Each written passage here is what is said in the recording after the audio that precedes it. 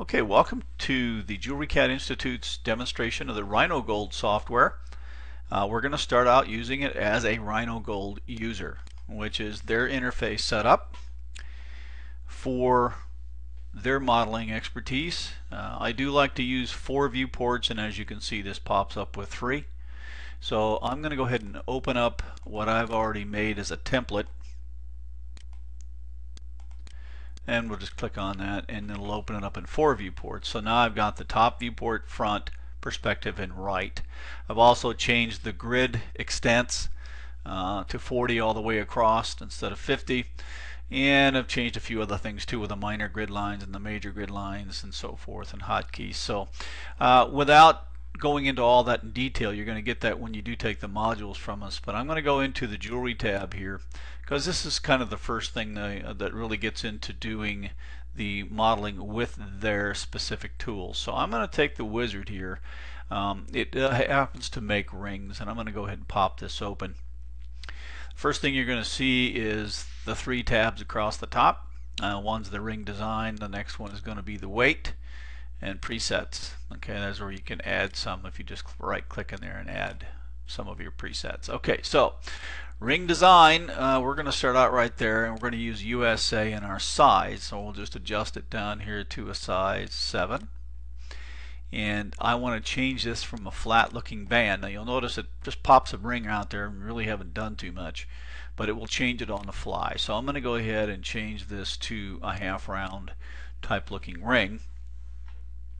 And at this point I'm going to change some of the things on this clock. Okay, now the clock represents positions on the rings that you can manipulate. Okay, and right now it's at the bottom here where the blue square is. So what I'm going to do is change my width, and I'm going to take it up, and if you watch it move, I'm just clicking on that little spin button. It now all went up to 4mm because I'm only in one spot of the ring.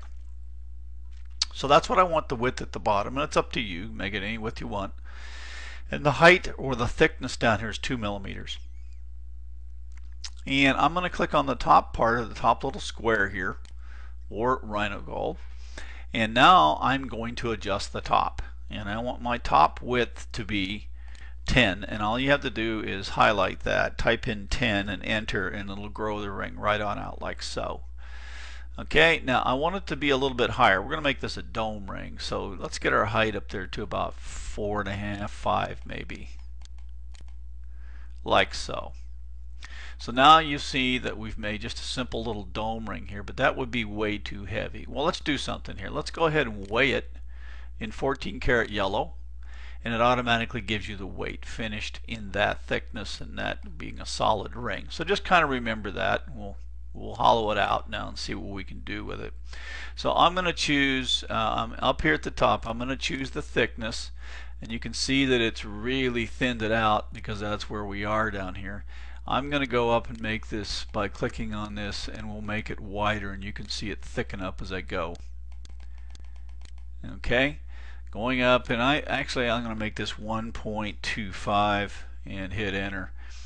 And you can see that it's hollowed out our ring specifically all the way until you get down at the bottom, because the bottom we don't want that to be hollowed out. That's just going to be to that specific point. We want that solid, so when we go in there to size it, we don't have to cut it in the hollow part. But we've made this hollow now. Let's go back and let's go in and weigh this again. And let's just go ahead and click on that again, and now you can see that the finished is 9.75. So we cut out a ton of weight there just by doing that, but we still have the same look, and it's pretty substantial because it's pretty hard to bend that or dent it or anything like that. Alright, okay, so that's how easy it is to work with RhinoGold in just making some rings. You can use this for other things as well, but that's part of the power of the ring wizard in the RhinoGold. So we hope you take some modules from us. You're going to start out with your basic, and then we're going to put up some intermediate and some advanced functions within RhinoGold. So thanks for viewing the demo, and we hope to see you in one of your modules. I'll click on OK, and that'll get us out, and there's your ring.